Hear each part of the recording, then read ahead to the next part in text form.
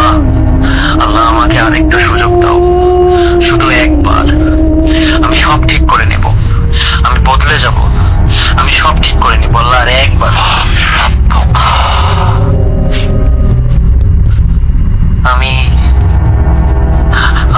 আমি আমি জানি, আমি জানি এই উত্তর, সারা জীবন ধরে জেনে এসেছি। তাহলে কেন এখন মাথায় কিছু আসছে না?